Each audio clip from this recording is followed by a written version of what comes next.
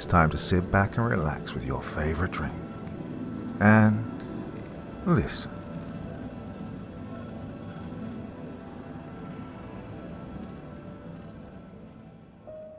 Professor Lambert deliberately ventures into a vibrational dimension to join his fiancée in its magnetic torture fields. Hell's Dimension by Tom Curry.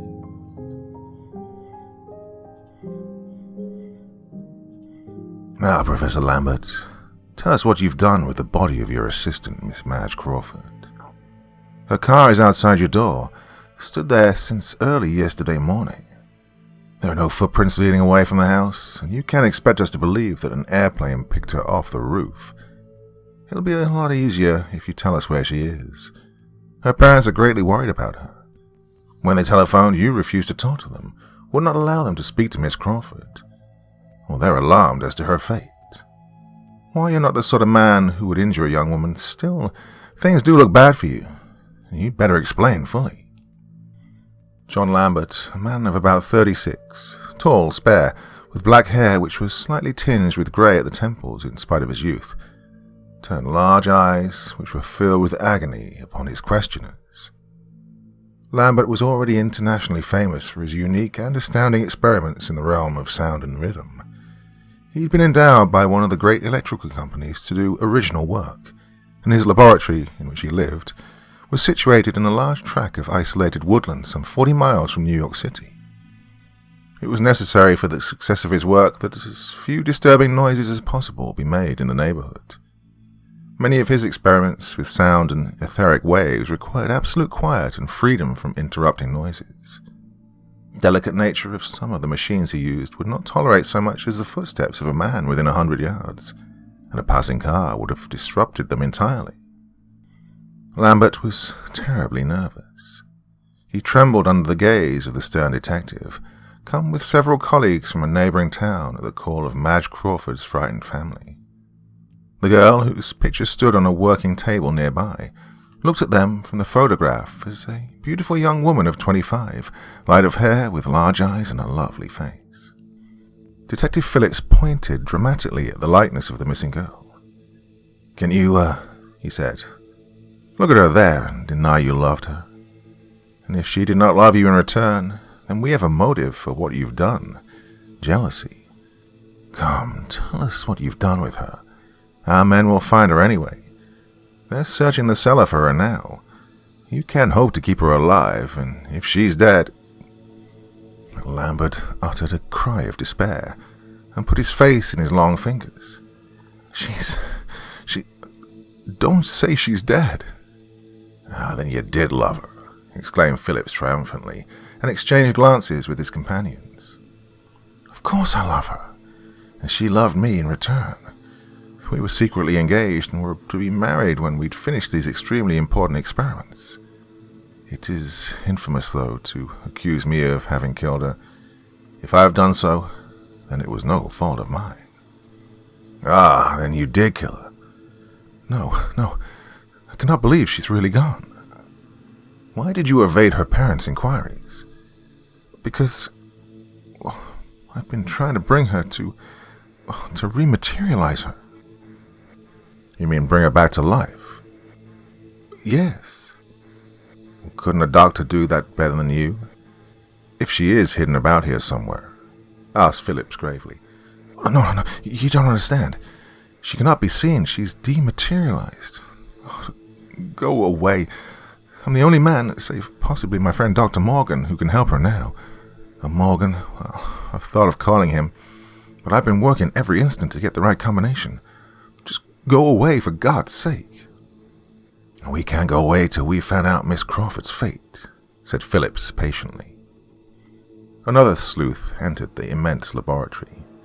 He made his way through the myriad strange machines, a weird collection of xylophones, gongs, stone slabs cut in peculiar patterns to produce odd rhythmic sounds, electric apparatus of all sorts.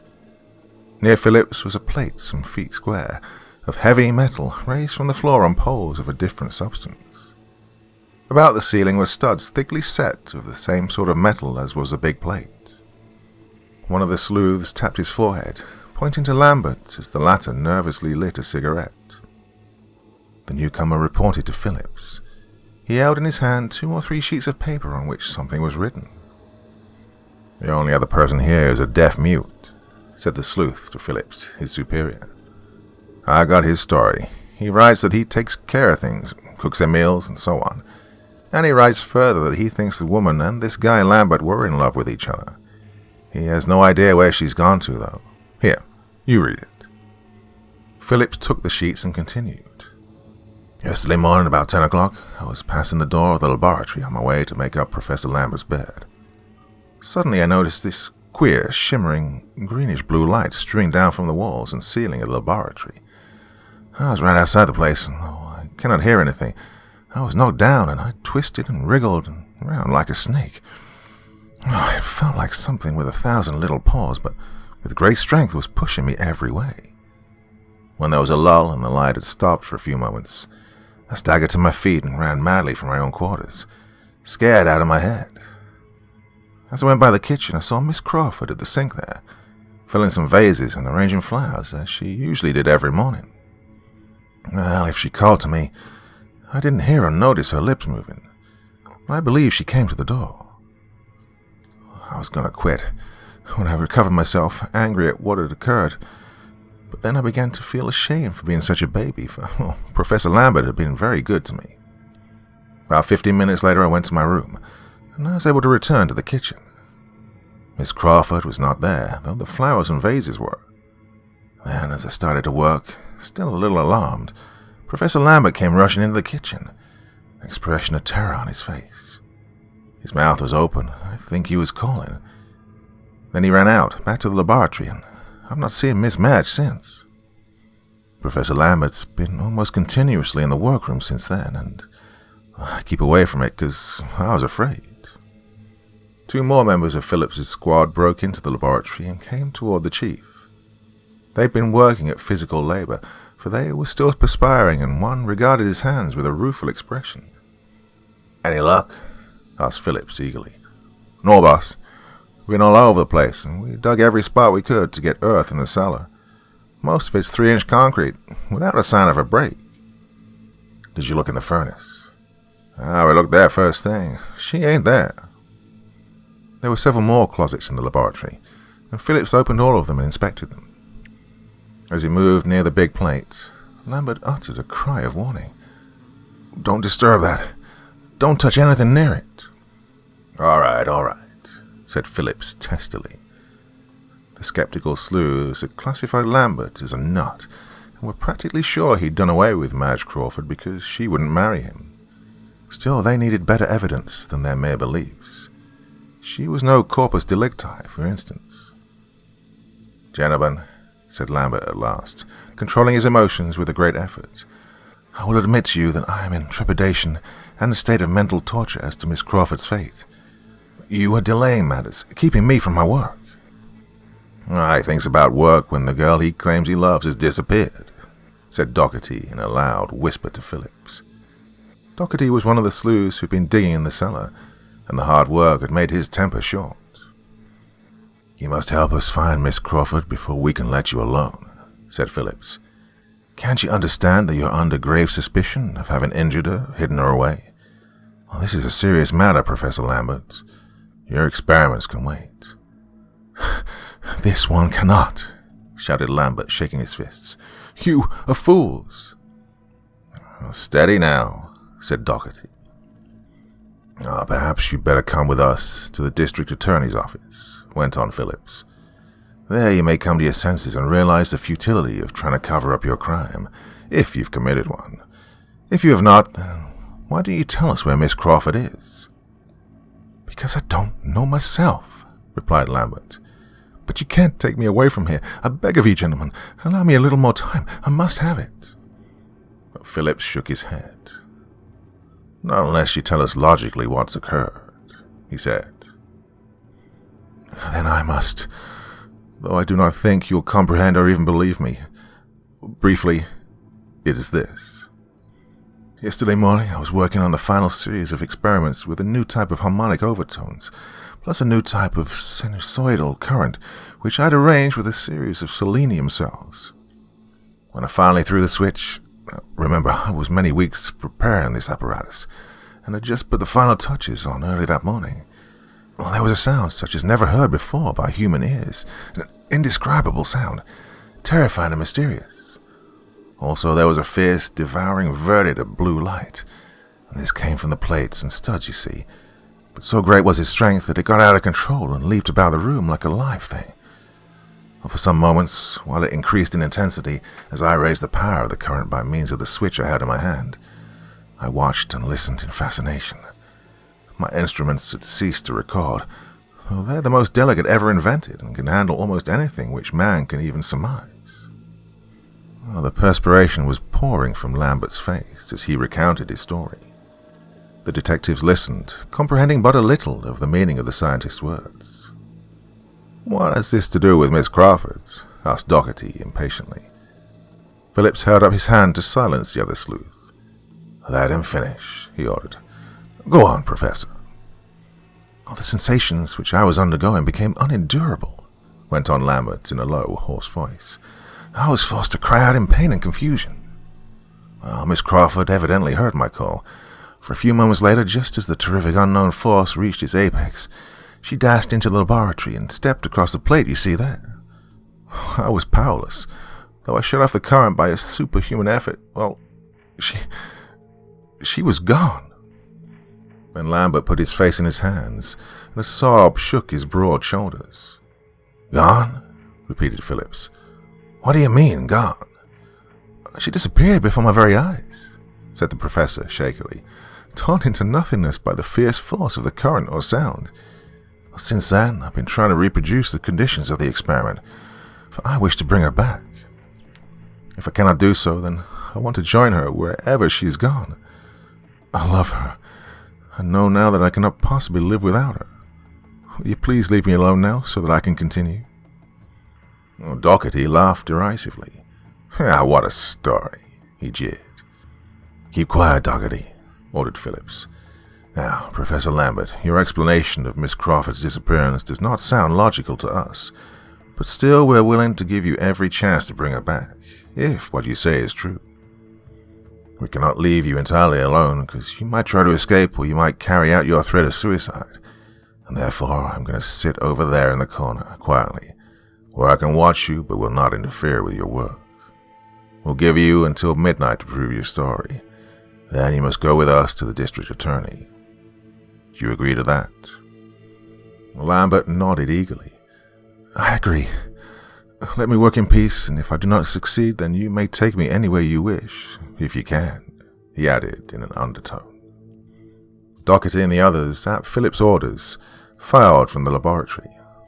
"One more thing, Professor," said Phillips when they were alone and the professor was preparing to work.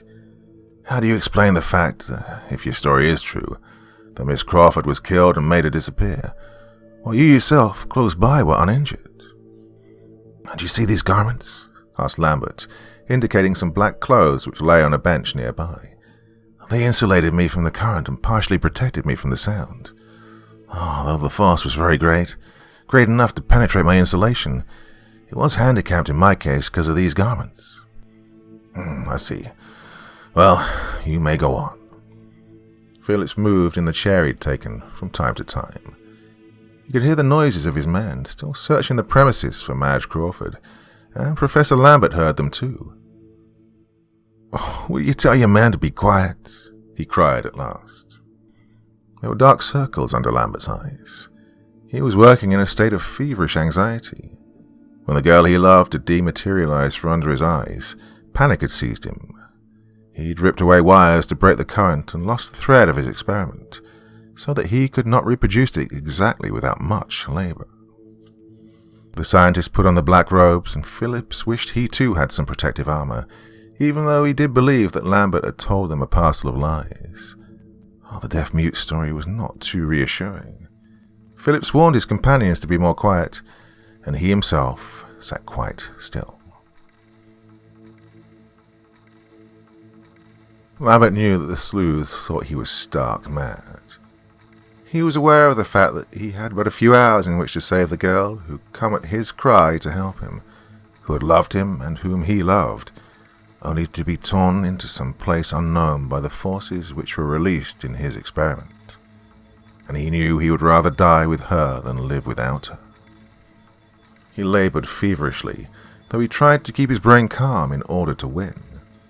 His notes helped him up to a certain point, but when he'd made the final touches, he'd not had time to bring the data up to that moment, being eager to test out his apparatus. It was while testing that the awful event had occurred, and he'd seen Madge Crawford disappear before his very eyes. Her eyes, large and frightened, burned in his mind. The deaf-mute, Felix, a small, spare man of about 50, sent the professor some food and coffee through one of the sleuths. Lambert swallowed the coffee, but waved away the rest impatiently. Phillips, watching his suspect constantly, was served a light supper at the end of the afternoon. There seemed to be a million wires to be touched, tested, and various strange apparatus. Several times later on in the evening, Lambert threw the big switch with an air of expectancy, but little happened. Then Lambert would go to work again, testing, adjusting this and that until Phillips swore under his breath. "Only an hour more, Professor," said Phillips, who was bored to death and cramped from trying to obey the professor's orders to keep still. A circle of cigarette ends surrounded the sleuth. "Only an hour," agreed Lambert. "Will you please be quiet, my man? This is a matter of my fiancée's life or death." Phillips was somewhat disgruntled, for he felt he'd done Lambert quite a favor in allowing him to remain in the laboratory for so long to prove his story. "God, I wish Dr. Morgan were here. I ought to have sent for him, I suppose," said Lambert a few minutes later. "Will you allow me to get him? I cannot seem to perfect this last stage." "No time now," declared Phillips. "I said till midnight." It was obvious to Lambert that the detective had become certain during the course of the evening that the scientist was mad. The ceaseless fiddling and the lack of results or even spectacular sights had convinced Phillips that he was dealing with a crank. "Oh, I think I have it now," said Lambert coolly. "What?" asked Phillips. "The original combination. I'd forgotten one detail in the excitement, and this threw me off. Now I believe I will succeed in one way or another. Now, I warn you, be careful. I'm about to release forces which may get out of my control." "Well now, don't get reckless," begged Phillips nervously. The array of machines had impressed him, even if Lambert did seem a fool. "You insist upon remaining, so it's your own risk," said Lambert coolly. Lambert, in those strange robes, was a bizarre figure. The hood was thrown back, exposing his pale, black-bearded face, the wan eyes with dark circles under them and the twitching lips. "If you find yourself leaving this vale of tears," went on the scientist, ironically to the sleuth, "you will at least have the comfort of realizing that, as the sound force disintegrates your mortal form, you're among the first men to be attuned to the vibrations of the unknown sound world. All matter is vibration. That's been proven. A building of bricks, if shaken in the right manner, falls into its component parts. A bridge, crossed by soldiers in certain rhythmic time, is torn from its moorings. A tuning fork, receiving the sound vibrations from one of a similar size and shape, begins to vibrate in turn. Now, these are homely analogies, but applied to the less familiar sound vibrations which make up our atomic world, they may help you to understand how the terrific forces I have discovered can disintegrate flesh." The scientist looked then inquiringly at Phillips. As the sleuth did not move, but sat with folded arms, Lambert shrugged and said, "Right, I'm ready." Lambert raised his hood, and Phillips said, in a spirit of bravado, "You can't scare me out of here." "Well, here goes a switch," cried Lambert. He made the contact, as he had before. He stood for a moment, and this time the current gained force. The experimenter pushed his lever all the way over. A terrible greenish-blue light suddenly illuminated the laboratory, and through the air there came sound vibrations which seemed to tear at Phillips's body. He found himself on the floor, knocked from his chair, and he writhed this way and that, speechless, suffering a torment of agony. His whole flesh seemed to tremble in unison with the waves which emanated from the machines which Lambert manipulated. After what seemed hours to the suffering sleuth, the force diminished, and soon Phillips was able to rise. Trembling, the detective cursed and yelled for help in a high-pitched voice. Lambert had thrown back his hood and was rocking to and fro in agony. "Madge, Madge," he cried. "What have I done? Come back to me, come back!" Doherty and the others came running in at their chief's shouts. "Arrest them," ordered Phillips shakily. "I've taken enough of this nonsense." The detective started for Lambert. He saw them coming and swiftly threw off the protective garments he wore. "Stand back," he cried, and threw the switch all the way over. The verditer green light smashed through the air, and the queer sound sensations smacked and tore at them. Doherty, who had drawn a revolver when he was answering Phillips's cries, fired the gun into the air, and the report seemed to battle with the vibrating ether. Lambert, as he threw the switch, leaped forward and landed on the metal plate under the ceiling studs, in the very center of the awful disturbance and unprotected from its force. For a few moments Lambert felt racking pain, as though something were tearing at his flesh, separating the very atoms. The scientist saw the wriggling figures of the sleuths in various strange positions, but his impressions were confused. His head whirled round and round. He swayed to and fro, and finally he thought he'd fallen down, or rather that he'd melted, as a lump of sugar dissolves in water. "He's gone. Gone!" In the heart of nothingness was Lambert, his body torn and racked in a shrieking chaos of sound and a blinding glare of iridescent light, which seemed too much to bear. His last conscious thought was a prayer that, having failed to bring back his sweetheart, Madge Crawford, he was undergoing a step toward the same destination to which he'd sent her. John Lambert came to with a shudder, but it was not a mortal shudder. He could sense no body, had no sense of being confined by matter. He was in a strange, chilly place, a twilight region, limitless, without dimensions. Yet he could feel something, in an impersonal way, vaguely indifferent. He had no pain now. But he was moving somehow, and he had one impelling desire, and that was to discover Madge Crawford. Perhaps it was this thought which directed his movements. Intent upon finding the girl, if she was indeed in this same strange world that he was, he didn't notice for some time, how long he had no way of telling, that there were other beings which tried to impede his progress. But as he grew more accustomed to the unfamiliar sensations he was undergoing, he found his path blocked again and again by queer beings.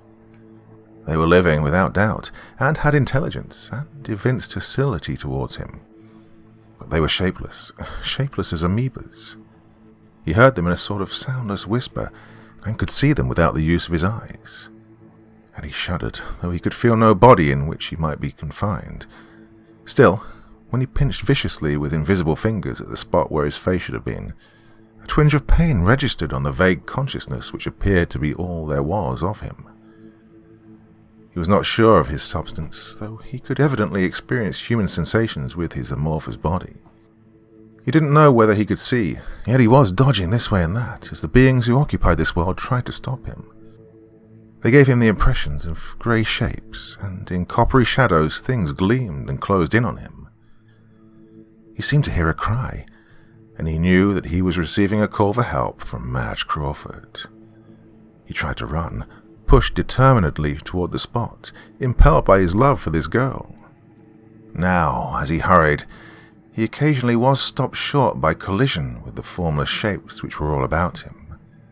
He was hampered by them, for they followed him, making a sound like wind heard in a dream. Whatever medium he was in was evidently thickly inhabited by these hostile beings, who claimed this world as their own. Though he couldn't actually feel the medium, he could sense that it was heavy.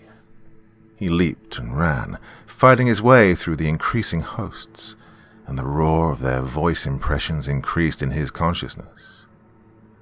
Yet there seemed to be nothing, nothing tangible save vagueness. He felt he was in a blind spot in space, a place of no dimensions, no time, where beings are bored by nature, things which had never developed any dimensional laws, existed. The cry for help struck him, with more force this time. Lambert, whatever form he was in, realized that he was close to the end of his journey to Madge Crawford. He tried to speak, and had the impression that he'd said something reassuring. He then bumped into some vibrational being which he knew was Madge. His ears could not hear, nor could his flesh feel, but his whole form, or cerebrum, sensed he held the woman he loved in his arms. And she was speaking to him, in accents of fear, begging him to save her. John, you've come at last. Oh, they've been torturing me terribly. Save me. Darling Madge, I'll do everything I can. Now I've found you, and we're together. We'll never part. Can you hear me? I know what you're thinking, and what you wish to say. I can't exactly hear. It all seems vague and impossible, yet I can suffer. They've been hitting me with something which makes me shudder and shake. They're at it again. Lambert felt these sensations now, which the girl had made known to him. He felt crowded by grey beings, and his existence was troubled by spasms of pain impressions. He knew Madge was crying out, too. He couldn't comprehend the attacks or guess their meaning, but this situation was unendurable. Anger shook him, and he began to fight, furiously but vaguely. They were closely hemmed in, but when Lambert began to strike out with his hands and legs, the beings gave way a little. The scientist tried to shout, and though he could actually hear nothing, the result was gratifying. The formless creatures seemed to scatter and draw back in confusion as he yelled his defiance. "Oh, they hate that," Madge said to him. "I've screamed myself hoarse, and that's why they've not killed me, if I can be killed." "I do not believe we can, but they can torture us," replied Lambert. "It's an everlasting half-life or quarter-life, and these creatures who call this hell's dimension home have nothing but hatred for us in their consciousness. The inhabitants of this imperfect world are closed in once again, and the sharp instruments of torture they used were being thrust into the invisible bodies of the two humans." Each time, Lambert was unable to restrain his cries, for it seemed that he was being torn to pieces by vibrations. He yelled until he could not speak above a whisper, or at least until the impressions of speech he gave forth did not trouble the beings. The two humans, still bound to some extent by their mortal beliefs, were chivied to and fro, and struck and bullied. The creatures seemed to delight in this sport. The two felt they could not die, and yet they could suffer terribly. Would this go on through eternity? Was there no release? Now they were trying to tear Madge away from him. She was fighting them, and Lambert, in a frenzy of rage, made a determined effort to get away with the girl from their tormentors. They retreated before his onslaughts. Drawing Madge after him, Lambert put down his head, or believed he was doing so, and ran as fast as he could at the beings. He bumped into some invisible forms and was slowed in his rush, but he shouted and flailed about with his arms and tried to kick. Madge helped by screaming and striking out. They made some distance in this way, or so they thought, and the horrid creatures gave way before them. All about them was the coppery sensation of the medium in which they moved.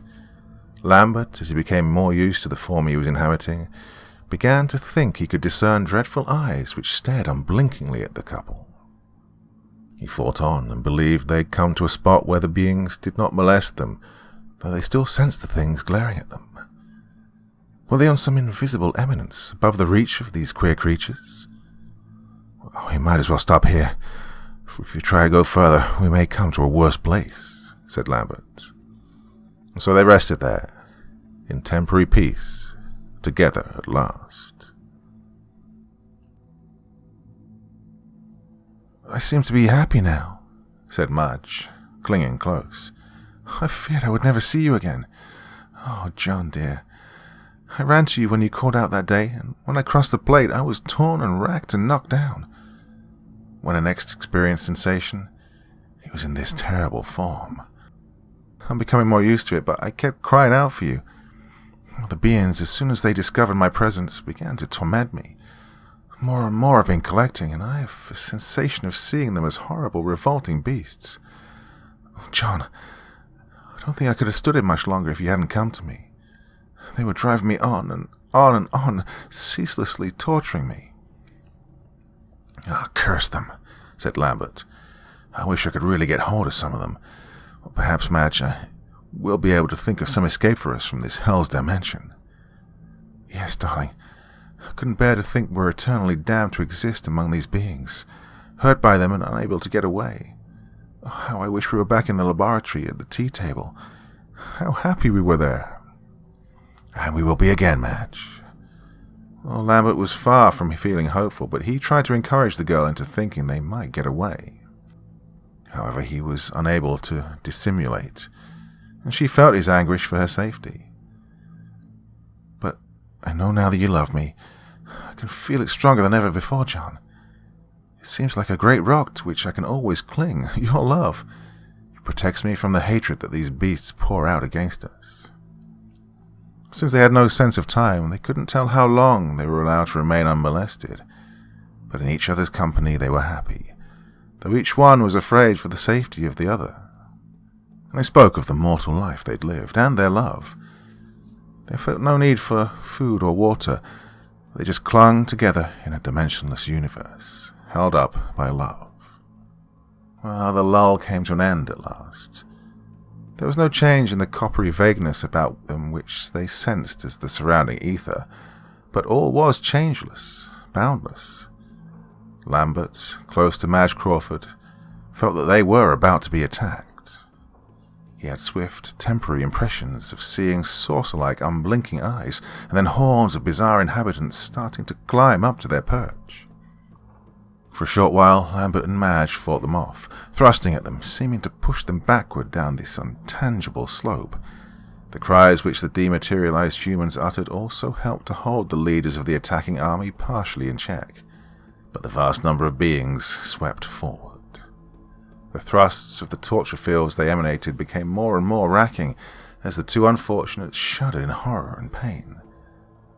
The power to demonstrate loud noise was evidently impossible to the creatures, for their sounds came to Madge Crawford and John Lambert as long, drawn-out, almost unbearable squeaks, mouse-like in character. Perhaps they'd never had the faculty of speech, since they did not need it to communicate with one another. Perhaps they realized that the racket they could make would hurt them as much as it did their enemies.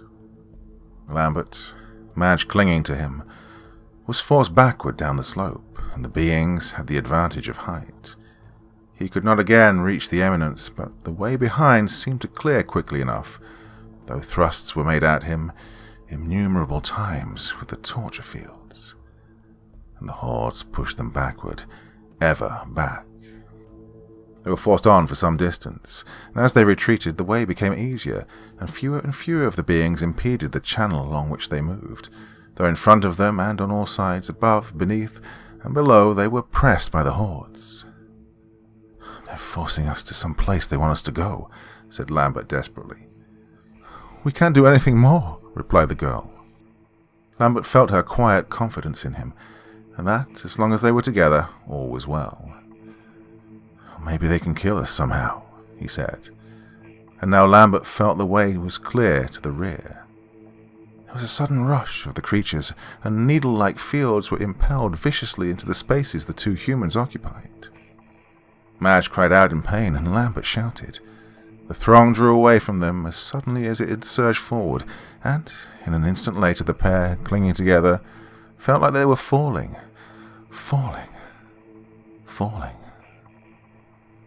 "Are you all right, Madge?" "Yes, John." But he knew she was suffering. How long they fell he did not know, but they stopped at last. No sooner had they come to rest than they were assailed with sensations of pain which made both cry out in anguish. There, in the spot where they'd been thrust by the hordes, they felt that there was some terrific vibration which racked and tore at their invisible forms continuously, sending them into spasms of sharp misery. They were both forced to give vent to their feelings by loud cries, but they could not command their movements any longer. When they tried to get away, their limbs moved, but they felt that they remained in the same spot. The pain shook every fraction of their souls. "We're in some pit of hell into which they've thrown us, John," gasped Madge. He knew she was shivering with the torture of that great vibration from which there was no escape, that they were in a prison pit of hell's dimension. "John, I'm dying." But he was powerless to help her, because he suffered as much as she. Yet there was no weakening of his sensations. He was in as much torture as he'd been at the start. He knew that they could not die and could never escape from this misery of hell. Their cries seemed to disturb the vacuum about them. Lambert, shivering and shaking with pain, was aware that great eyes, similar to those which they thought they saw above, were now upon them. Squeaks were impressed upon him, squeaks which expressed disapprobation. There were some of the beings in the pit with them. Madge knew they were there too, and she cried out in terror, "Will they add to our misery?" But the creatures in the vacuum were pinned to the spots they occupied, as were Madge and Lambert. From their squeaks it was evident they suffered too, and were fellow prisoners of the mortals. "Probably the cries we made disturbed them," said Lambert. "Vibrations to which we and they are not attuned are torture to the form we are in. Evidently, the inhabitants of this hell world punish offenders by condemning them to this eternal torture." "Why? Why do they treat us so?" "Perhaps we jarred upon them, hurt them, because we're not of their kind exactly," said Lambert. "Perhaps it's just their natural hatred of us as strangers." They did not grow used to the terrible eternity of torments. No, if anything, it grew worse as it went on. Still, they could visualize no end to the existence to which they were bound. Throbs of awful intensity rent them, tore them apart myriad times, yet they still felt as keenly as before and suffered just as much. There was no death for them, no release from the intangible world in which they were. Their fellow prisoners squeaked at them, as though imploring them not to add to the agony by uttering discordant cries. But it was impossible for Madge to keep quiet, and Lambert shouted in anguish from time to time. There seemed to be no end to it. And yet, after what was eternity to the sufferers, Madge spoke hopefully. "Darling John, I fear I'm really going to die. I'm growing weaker. I can feel the pain very little now. It's all vague and it's getting less real to me. Goodbye, sweetheart. I love you and I always will." Lambert uttered a strangled cry. No, don't leave me, Madge." He clung to her, yet she was becoming extremely intangible to him. She was melting away from his embrace, and Lambert felt that he too was weaker, even less real than he had been. He hoped that, if it was the end, that they would go together. Desperately he tried to hold her with him, but he had little ability to do so. The torture was still racking his consciousness, but was becoming more dreamlike. And there was a terrific snap, suddenly, and Lambert lost all consciousness. What? Lambert, opening his eyes, felt his body writhing about, and experienced pain that was mortal. A bluish-green light dazzled his pupils and made him blink. Something cut into his flesh, and Lambert rolled about, trying to escape. He bumped into something soft. He clung to this form and knew he was holding on to a human being. Then the light died out, and in its stead was the yellow, normal glow of the electric lights. Weak, famished, almost dead of thirst, Lambert looked about him at the familiar sights of his laboratory. He was lying on the floor, close by the metal plate, and at his side, unconscious but still alive, judging by her rising and falling breast, was Madge Crawford. Someone bent over him and pressed a glass of water against his lips. He drank, watching, while a mortal whom Lambert at last realized was Detective Phillips bathed Madge Crawford's temples with water from a pitcher and forced a little between her pale, drawn lips. Lambert tried to rise, but he was too weak and required assistance. He was dazed still, and they sat him down in a chair and allowed him to come to. He shuddered from time to time, for he still thought he could feel the torture which he'd been undergoing. But he was worried about Madge and watched anxiously as Phillips, assisted by another man, worked over the girl. At last Madge stirred and moaned faintly. They lifted her to a bench where they gently restored her to full consciousness. When she could sit up, she at once cried out for Lambert. The scientist had recovered enough to rise to his feet and stagger toward her. "Here I am, darling. Here I am," he said. "John, we're alive. We're back in the laboratory." "Ah, Lambert. Glad to see you." A heavy voice spoke, and Lambert for the first time noticed the black-clad figure which stood to one side, near the switchboard, hidden by a large piece of apparatus. "Dr. Morgan!" cried Lambert. Alphys Morgan, the renowned physicist, came forward calmly, with outstretched hand. "So you realize your great ambition, hey?" he said curiously. "But where would you be if I had not been able to bring you back?" "In hell. Or hell's dimension, anyway," said Lambert. And he went to Madge, took her in his arms. "Darling, we're safe. Morgan has managed to rematerialize us. We'll never again be cast into the void in this way. I shall now destroy the apparatus and all my notes." Doherty, who'd been out of the room on some errand, came back to the laboratory. He shouted when he saw Lambert standing before him. "You got him!" he cried. "Hey, where was he hiding?" His eyes fell upon Madge Crawford then, and he exclaimed in satisfaction. "Ah, you found her, eh?" "No," said Phillips. "They came back.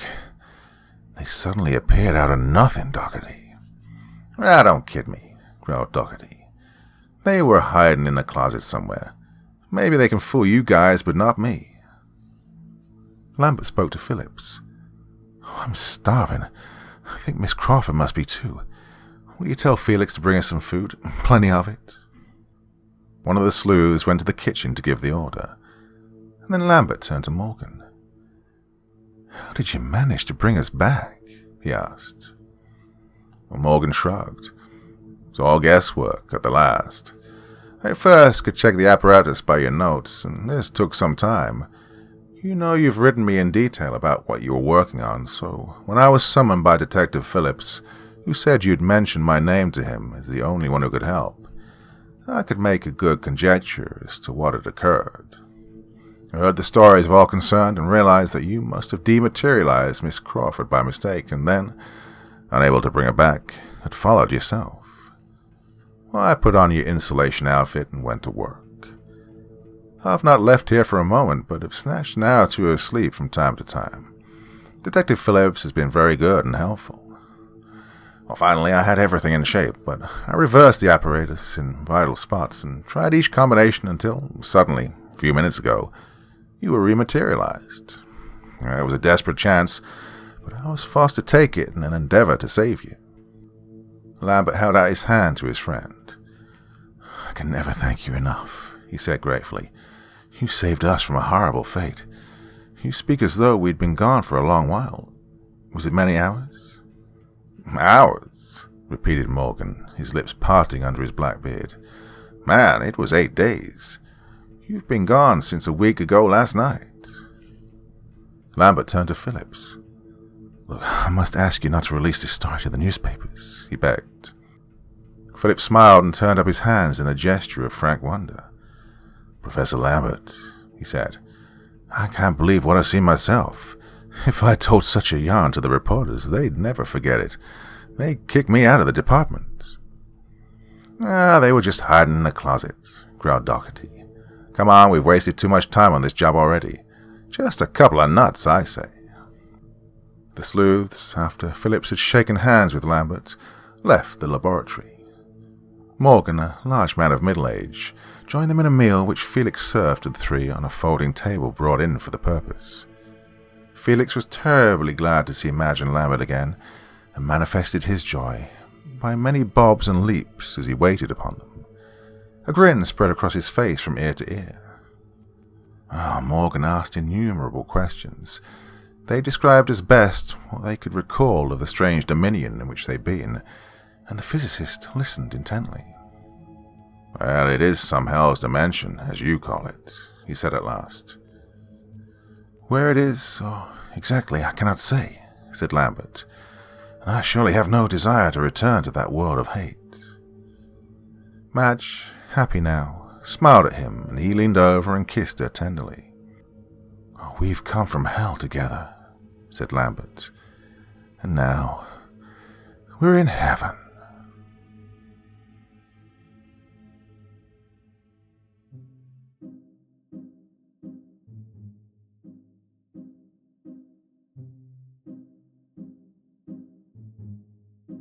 So there we go with your Friday evening's entertainment. Another one of the old school 1930s sci-fi classics. Keep rolling them out, don't I? Well, there was a bit of a delay between when I was doing it last and, well, it was last week, wasn't it, when I did another one? But I really enjoy these. Really good writing, really good storytelling, and just a delight to read to you all. So that's it for Friday. I'll be back here on Sunday with a continuation of the Robert Cassidy universe. Yes, indeed, ladies and gentlemen. I know you love it, and it will be returning on Sunday. But until then, I need a day off, so nice relaxing Saturday. See you again on Sunday. Have a good weekend, yeah? Till then, very, very sweet dreams, and bye-bye.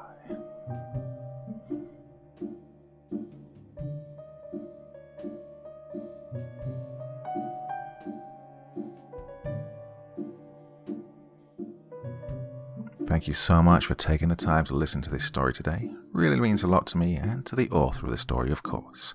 Well, if you want to know more about me, I'm pretty much everywhere on social media. You can find me on Facebook, Twitter, Instagram. You can download my music on SoundCloud. I've got a Patreon if you feel like. Throw me $1 or $2. Very much appreciated. And of course, on Reddit, I have a place where you can leave stories if you want me to read one that you've written. Well, hoping to see you all again very soon. Till then, sweet dreams, and bye-bye.